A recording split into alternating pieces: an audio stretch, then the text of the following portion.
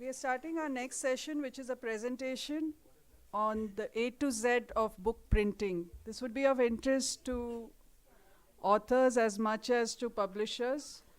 Um, and as Ramu has discovered in his discussions with publishers, very few of them understand printing. So he's happy to talk a bit about we invited Ramu Ramanathan, the editor of PrintWeek India, to present the new trends of book printing here at Publishing Next. And as he has told us in the past that printing involves a lot of technology and is not outside the purview of digital when we say digital publishing. Ramu Ramanathan is the editor of PrintWeek India, which he helped launch in May 2008. He has been a driving force in reshaping coverage of the Indian print industry through various print products that have come out through PrintWeek India magazine. He's also a playwright and director, and he often writes on theatre for national newspapers and magazines. And I request everybody to please welcome Ramu for this presentation by actually turning around and waiting until tea time for other discussions. Thank you so much. Ramu, please. So good morning, everybody, all you very wonderful, intelligent people. So two things. Number one was I was there the whole of yesterday, and with my sort of limited understanding of publishing, try to grasp the various elements that were there. I must confess that I probably understood 0.1% of the conversation yesterday. So what I've tried to do today is, in a way, a response to some of the conversations that emerged yesterday. So I sort of sat up till about 3, 4 in the morning and made some of these slides. The idea is just to provide a kind of tapestry of what's happening in the Indian print industry. It's not stagnant. It's still, we are not in the era of Gutenberg and Senefelder, as I sort of sensed yesterday. So that is one part of it.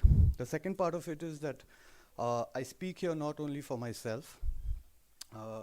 I speak for about 2.5 lakh printing firms. That's about anywhere between 25 to 30 million people who work for it. It's a huge industry. It's about 30 billion in stature. So Bollywood is about 15 billion, so it's twice the size of Bollywood. It's 2/3 the size of the pharma industry.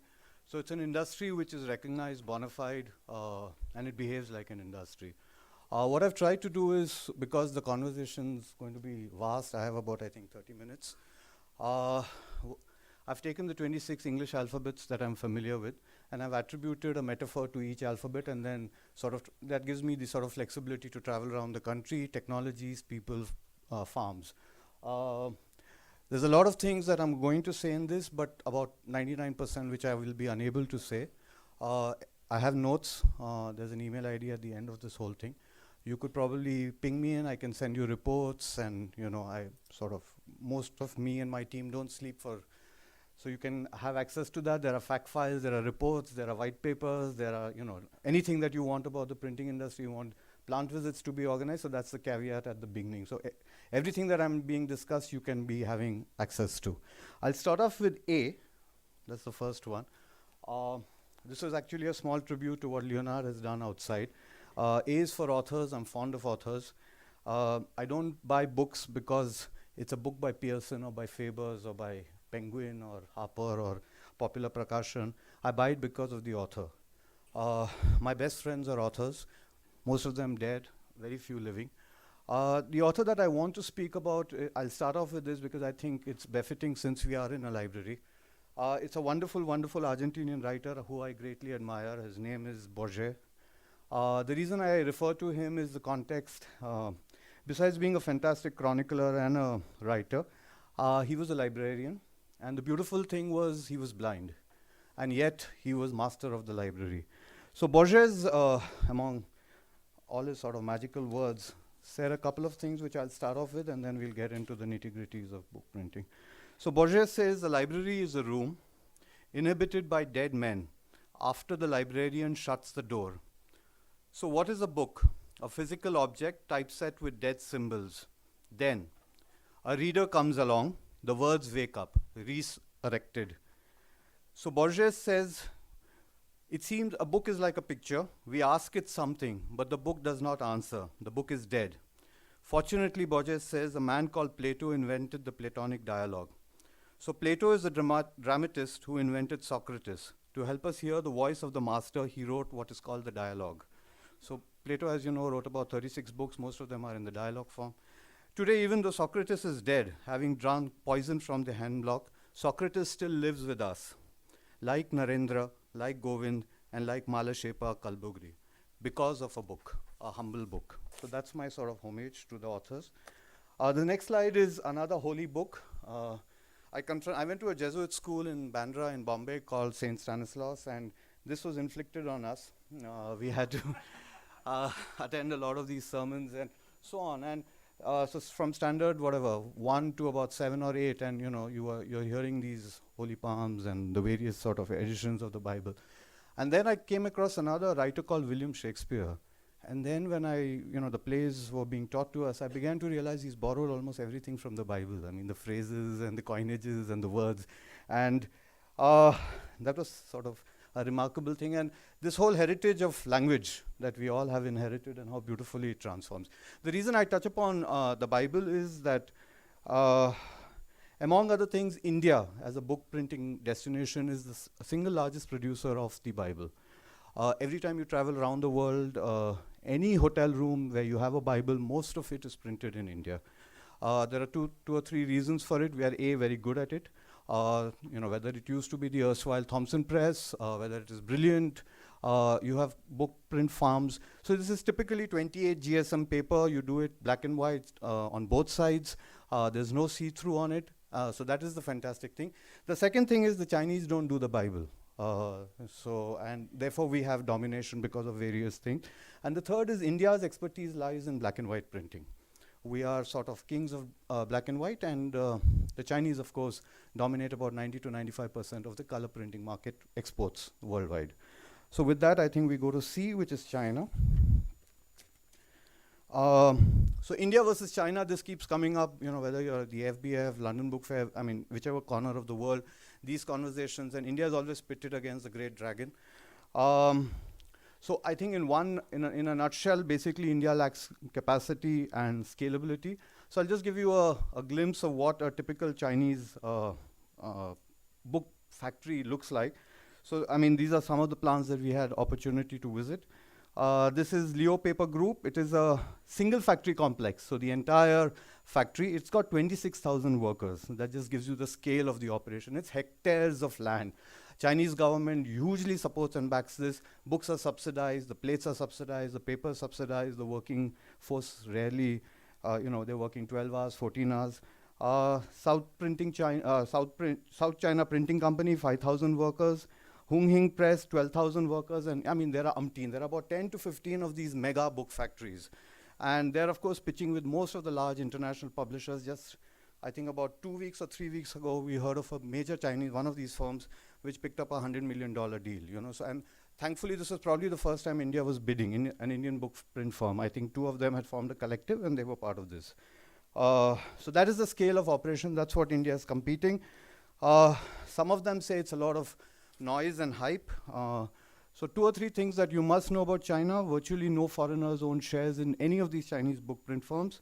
There's a lot of talk about short selling now with what's happening with their currency and so on. But there's hardly any short selling in China. So that's sort of dangerous. In 2008, when the crisis was there was no debt. But now I don't think they're as insulated as they are. So again, I feel this is India's opportunity.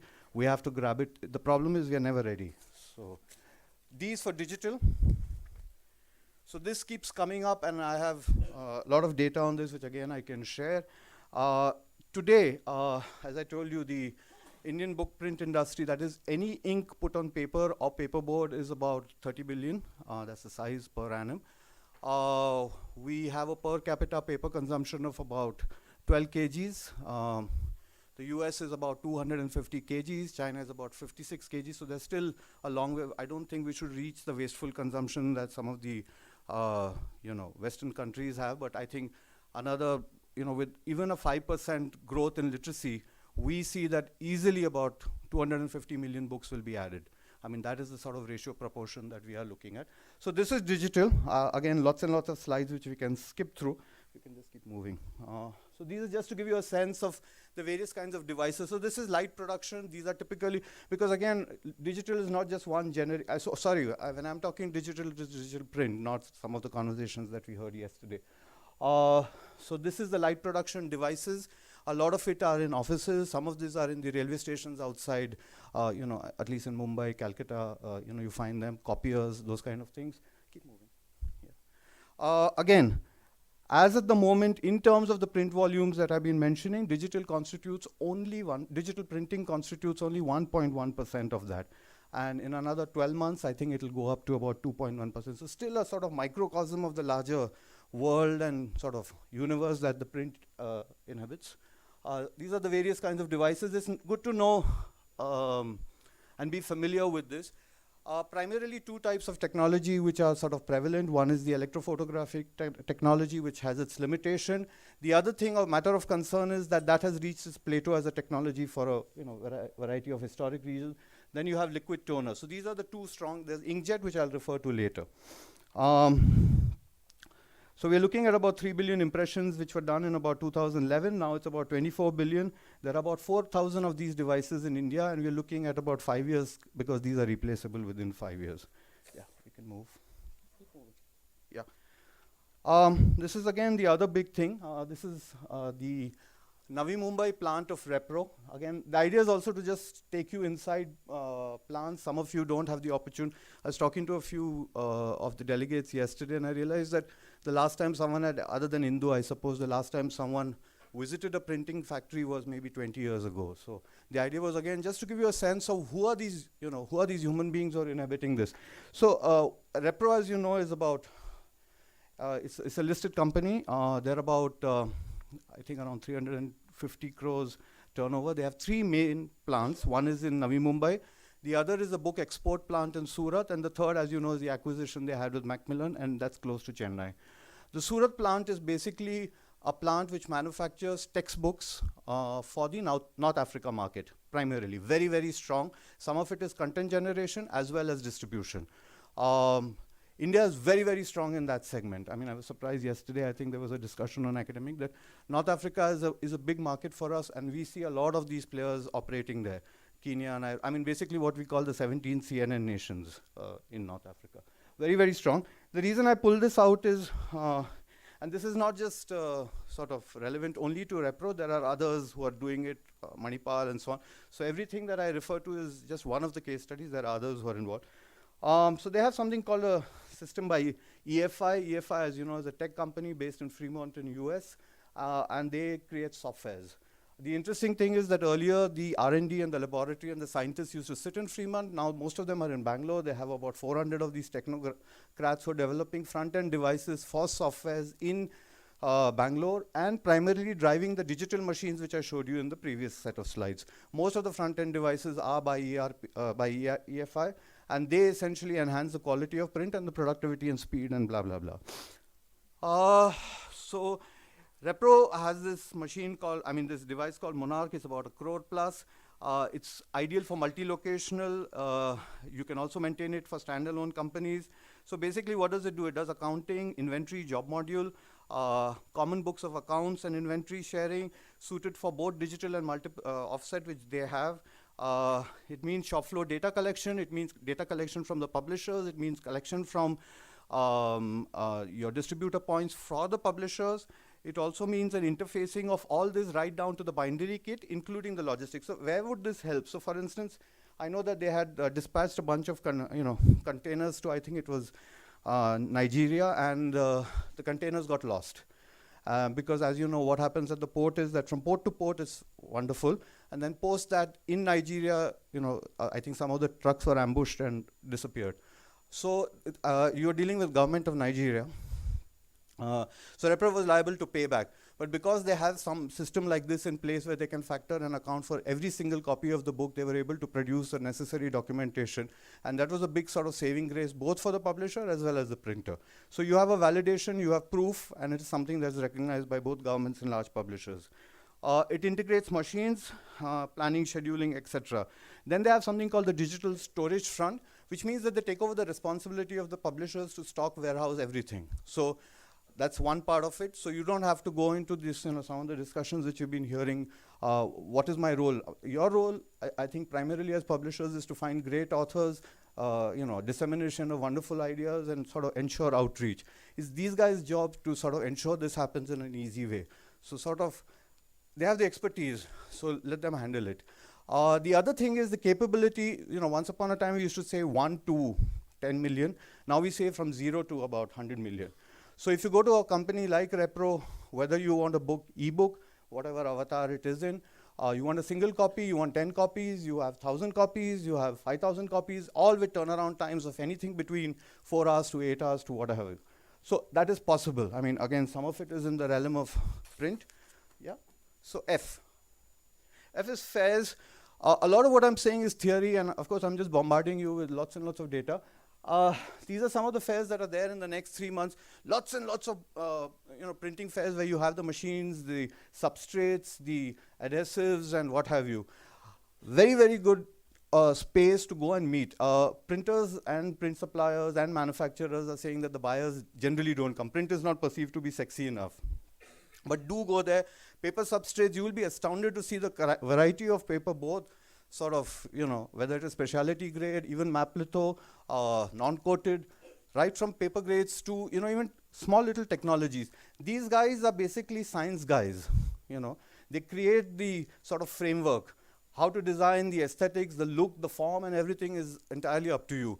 It may be extremely difficult for you to go case by case to every print farm, but to visit any of these fairs, there's PAMEX, I think, coming up in Mumbai. It's a 4-day fair. Most welcome. If you want details, I can, get it.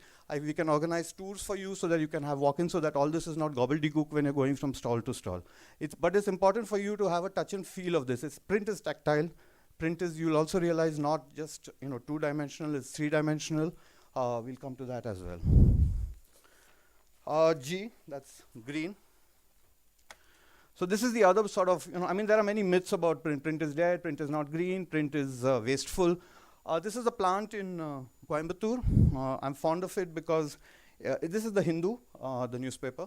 And we took this up as a case study because in my view, it sort of epitomizes everything green that is possible within print, and done with small incremental operations. So we have something called the Green Award, where we audit various factories. This was one of the plants which I was very impressed with over a period of 4.5 years. And the point is that this is something that is replicable. It can be, replicated. It can be replicated in different other firms across the country, and people are doing it. So small things like AHU, recycling, water harvesting, daylight usage, so that you're not having electricity on, cutting down of GSM. So again, that's a big thing in newsprint, where, as you notice, the newsprint thickness is going down from whatever it was, 50 GSM, 45 GSM, now it's 38 GSM, 40 GSM sizes. But the amazing thing is the levels of efficiency.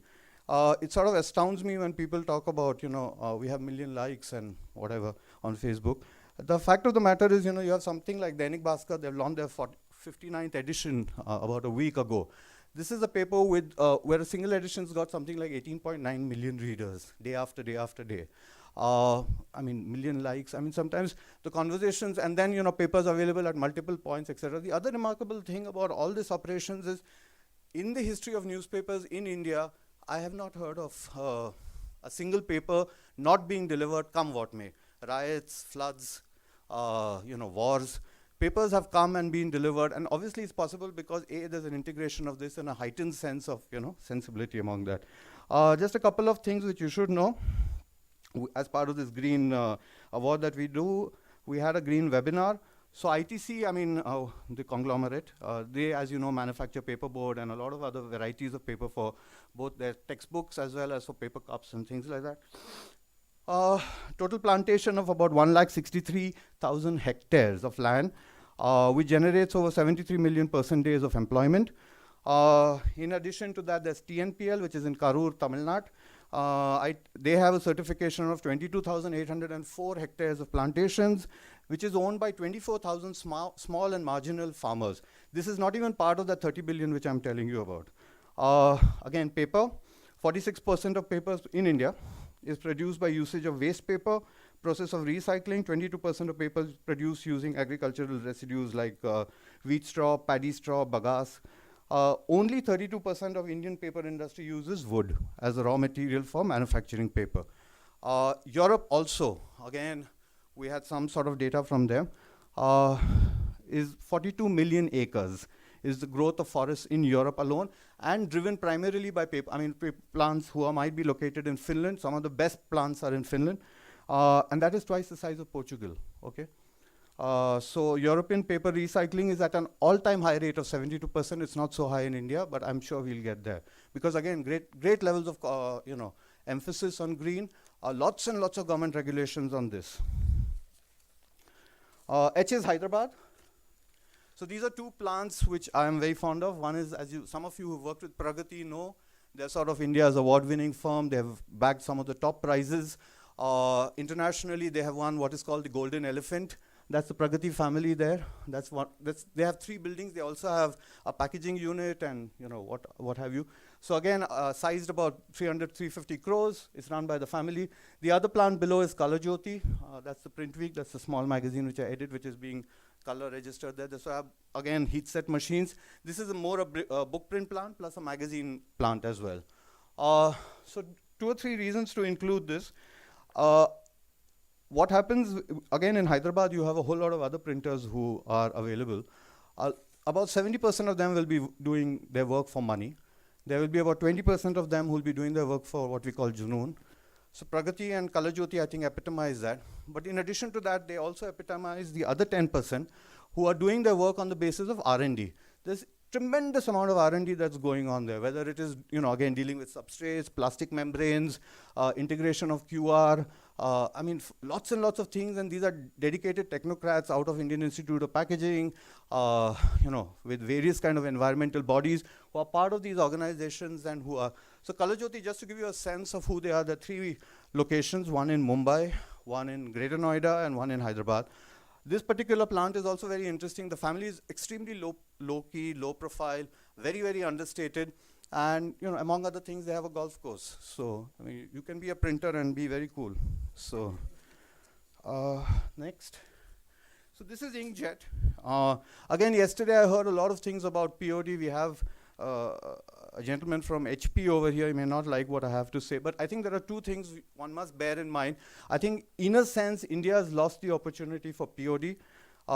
Technology-wise, I think the publishers have been way behind the game. The technology moved on far ahead. I mean, there are, again, some case studies I have about how digital can be optimized. I don't think the publishers caught on to that. There was a big opportunity, huge opportunity to monetize this technology, didn't do so. I think they got stuck with costing and pricing, which sometimes can be a problem. A space like photo albums, if you speak to Shamim from HP here, you'll get a sense of what the possibilities are in terms of outreach. Inkjet, I think, is going to be the big thing. Repro has one, Seshashahi, some of the big daddies in the Indian landscape, they have this. So basically, you can do anything very fast. Again, I can probably give you. So there are 2 aspects to it. One is some amount of re-skilling yourself in terms of understanding what digital is, how you can actually print a book, add variable data with multiple kind of signatures to collate, and you get finished book blocks at the end of it, and at great speeds. So again, to understand what the implications for your own business model, it's absolutely important for you to, again, we can organize plant visits to some of these plants for you to get an in-depth about how this happened, because this is going to have certain kind of restructuring of how you look at your own business model if you want to use this sort of technology. What are the costs, what are the margins, and what are the relationships you're going to have with a book printer. J is for Jack. This is a small little quaint firm. I'm very fond of these people. They're based in Baikala, and they're in a way the last of the Mohicans in Mumbai. Mumbai, as you know, the real estate is exorbitant. It's a small little oasis. They have a well. They have a beautiful book museum. They have wonderful old antiquated machines that are displayed there. So it's almost like entering a small little printing museum with some of the stuff that Alois Sennefelder did, Gutenberg did, etc. 2 things to be told about Jack: premium printer, like a whole lot of others, Lustra, Silverpoint, etc. Vishwakala, Anaswara in Kerala. Very strong with the post-press kit. So that is something that we have been witnessing in the last 8 to 10 years, that the quality of Indian post-press in terms of Indian book printing in terms of the post-press has dramatically escalated. Printing, we were reasonably good. We got our values right. We got our printing calibrations right, and we knew how to produce a great job in terms of the halftones and so on. But it's with the post press where companies like Jack were the pioneers and sort of pushing the envelope. So totally automated. And the second thing is they did an experiment with something called paper engineering. Again, of great value to understand what are book sizes and how you can keep within the format, save paper, and produce something that's absolutely beautiful and aesthetic. A lot of the work which used to go to the guys in Singapore and Indonesia now come to Jack, and I think it's creditable for India. So this is again, I've been talking of all the big daddies, and I call this the sort of, what's been happening to the Indian cricket team's also been happening to printing. So it's no longer dominated only in Bombay, Delhi, Hyderabad. It's going off, the big story is that it's in smaller centers. And earlier there used to be a huge amount of, quality difference where the premium top 100 printers were at another level, and then you had 1,000 other printers where the, the quality value was.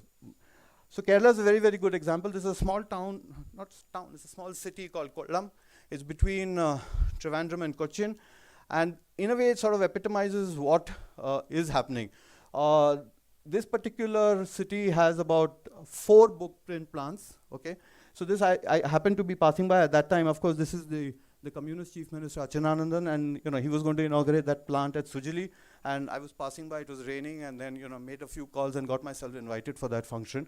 And I realized, because I stayed back, that in that small little thing, radius of about 20 kilometers, you had these 4 beautiful plants.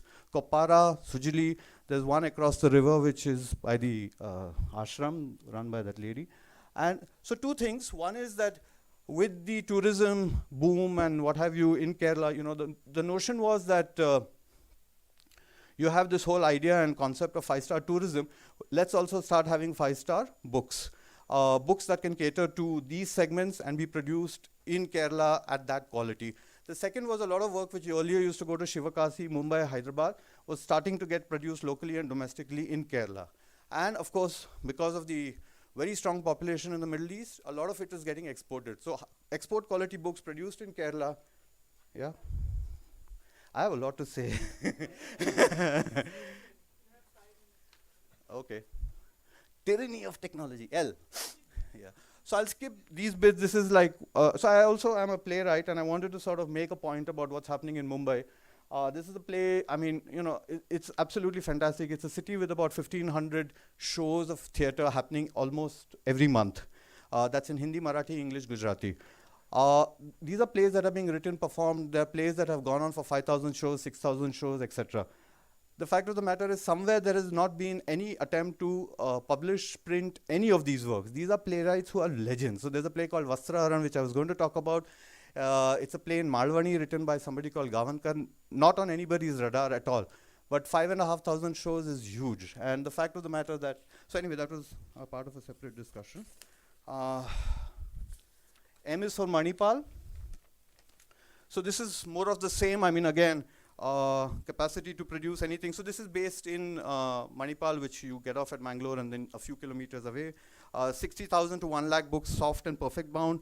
Quality compliance certificates. So they have, and this is again the norm. Among the top 50 printers, you'll find this, including Manipal, of course, Hasbro certification, Disney certification, Mattel certification, Dollar General certification, Texco certification, SEDEX certification, and FSC. So, and again, all of this integrated IT, ERP. The thing is, earlier we used to talk about books going 5 books, 10 books, 10 lakh books. Now, when we are talking in terms of quantum, these guys are talking container loads. We are competing on container loads. So that is the stature and size of these guys. N is for Navneet. I'll move fast. This is in Dantali, which is outside of Ahmedabad. Again, multi-hectare land, they have windmills, they have a beautiful sort of sanctuary where there are trees. That's a documentation of the kind of trees which they do monitoring on a weekly basis. Peacocks roaming around. This is part of the recycling, what they do with the water recycling process and what they do with the waste that is there, and they make this, crush this into little paper blocks, and then those paper blocks are used for various things like, you can make furniture out of it, you can make, assorted kind of things. So absolutely fascinating how there's a spin-off economy to the whole thing. That's a stocking thing which is completely automated. It's almost similar to a Volkswagen spare parts assembly line. So that is how they stock the books, again worth visiting. Great vegetarian food. Next. O for offset. So in all this digital print, as I told you, about 90% still is dominated by offset. These are what the plants in India look like now. As you can see, very few people, totally automated. The numbers are that, I mean, we had a few book fairs that had, a few print fairs that had happened in the beginning of the year. Lots and lots of brand new machines coming, fully loaded, fully, with all the various facilities. The idea is you can turn around. So if digital claims that they can do about, 1 copy, these guys claim that they can do about 50 copies because of the turnaround on offset and compete with digital on existing rate with click charges and so on. Again, lots of data on this which I could share with you all. Yeah, next. So PUs for PUR, some of you have been doing it. Again, I'll skip this, but basically it's a replacement technology for hot melt. And you can have better lay flats and longer life for the book. It's an interesting technology simply because what you can do with the book, again, the dynamics of that changes. Q is for QR codes. This is something you can integrate. Again, a lot of it is, so just keep one thing in mind that when I'm discussing all these print samples and print jobs and everything, that print is actually only about 55 to 60% of that job. 40 to 45% of it is IT. It is heavily, heavily driven by IT in some form or the other. This is one aspect of it, talking books and virtual, books with virtual images and whatnot. So there's another sort of world that evolves from those 2 pages, which, so this again, yesterday it kept coming up that books are static, etc. They're not. Books can do a lot more. Again, it's a question of imagination. You spend time with some of these guys and, they can just take your book to the next level. R is for replica. This is again similar to the Manipals and Repros. Again, that was the book that they turned around in about 48 hours. This is a Nobel Prize winning book, and they got the order. It went to the UK, and again, there's a huge testimony. The plant is in Kundli, Sonipat, outside of Delhi again. The reason I included this is that there's an open offer for them. Maybe Publishing Next could take that up. Is they are open to having you guys come and visit their factory, not for business or anything, but just that you see what a proper book plant is like. Totally automated, a slew and raft of offset machines, postpress plus digital. But absolutely worth it. It's about an hour long. You can, you get to spend half a day, actually touch paper and, samples, talk to guys who understand what print is, the technology behind it, and where it is going next. S is for Shivakasi. This one's important. So, a lot of people go to Kashi. I go to Shivakasi. It's in Tamil Nadu. It's a few kilometers away from Madurai.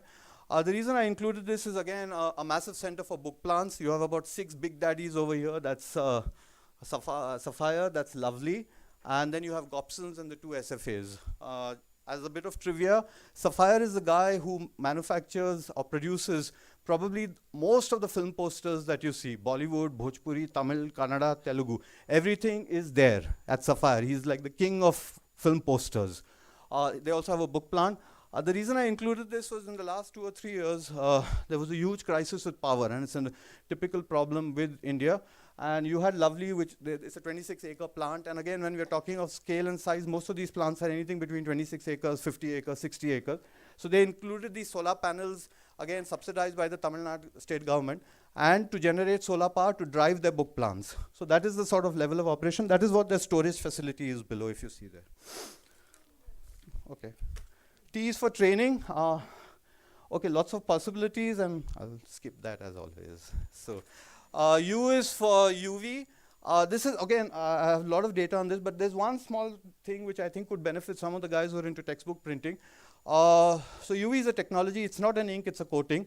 As you know, we have probably the largest base for newspapers in India. So today, and newspapers, as you know, typically run in the evening and night shift. So during the day shift, most of them are not running vacant, and if they're doing supplements and things like that.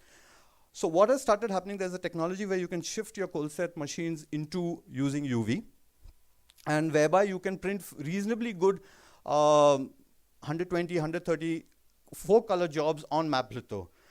So some of the guys like, Dabang and many of them, Dankat, etc., small, medium-scale newspapers, they are actually migrating into textbook printing and being able to offer large volumes at very good rates because they are able to subsidize the cost of paper. Paper, as you know, is about 60% of the cost. So they're able to use this particular tech. Again, it's an opportunity. V is for Vinda. So I couldn't think of anything with Vinda or with V. So, he's a poet I greatly admire. He's from these parts. Again, I had 2 or 3 beautiful anecdotes to tell about him, which unfortunately I cannot tell. So he also writes in Konkan. He's about 200 kilometers. Everybody must read Vinda. It's sort of mandatory. X is for Xerox. No, there's W, sorry. So workflow is something that is crucial. Again, a lot of printers are using workflow to integrate this, not only the plant operations, dispatch logistics, plus connecting with the publishing houses. Again, lots of data which I'm skipping. X is for Xerox. Again, interesting, this is what is starting to happen where you have the, so, you know, I mean, we've heard of Xerox and we keep using the name loosely as a noun. The fact of the matter is they're also a science company. They're based right now in Chennai where they have a huge research facility which is only to develop future front-end devices for Xerox. There are about 1,000 scientists who are working out of that. It's a completely NASA type, very secret operation. Most of it is patented. But the fabulous thing is there's a spin-off for print. And most of it is, the idea is to sort of create, you know, softwares. The idea is to create devices where print can benefit at prices which India operates at, or this part of the world operates at. This is again a fantastic unit. Those of you in Chennai, again, if you want to have a secret visit organized, it can be done. It's absolutely beautiful because you understand what the possibilities are and you can ask the questions. I mean, you can probably, your queries about book printing can be sort of, you know, passed on to the scientists who are actually working on development of print. Y is for generic.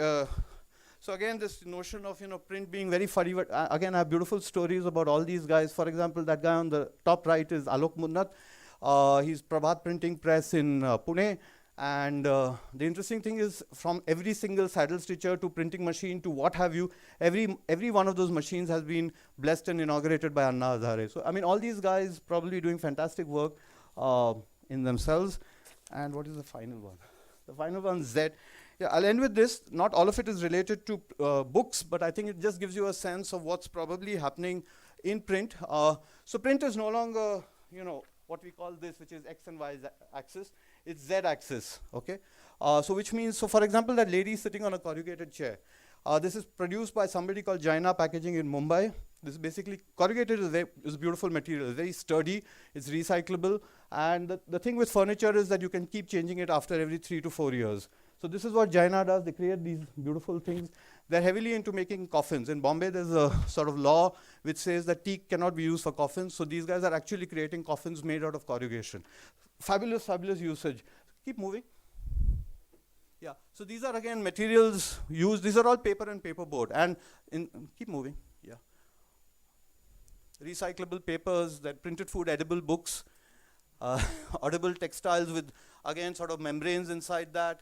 So all of this, I mean, the visuals, most of these are being developed in India. And, you know, when 6 years ago, there was a scientist called Arvind Hubler from Chemnitz University in East Germany, shared some of these images. I said, this is science fiction. Today, I'm pretty glad to say that most of it is being produced in India. Haptic packaging is the shape, you can sort of make it into the shape of, you know, using a very sort of complex software. You can use it and create it in the shape and form and the texture and the membrane of the actual object. Okay, sure. Yeah, I think he wants one more. Yeah. Yep. So again, these are little membranes that are there. Can I just one last? Yeah. I'll tell that to you later. There was actually two. There was Vinda and there was Narayan Surve. I don't know. Ask her.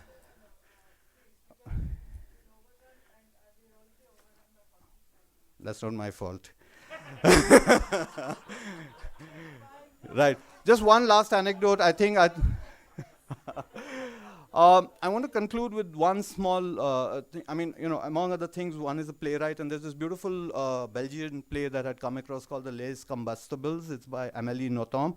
The play transpires in a war. There are 3 people trapped inside a library like us. It's winter. And the only thing that they can, you know, survive by is books. They have to, you know, heat the books. I mean, throw the book into the fire because that's the only thing that can give. So they argue about the relative merits and demerits of which book to throw first. So the deal is that whichever book is going to be thrown into the fire will be discussed. It will not be thrown because this probably will be the last opportunity. And then in this way, each of the book in the library is sort of thrown into the fire. Nothing is left. And they step out and they're shot dead. So we met the playwright after that, and you know, we asked him about this rather gloomy and depressing end. And he says, basically, I wanted to say in one line,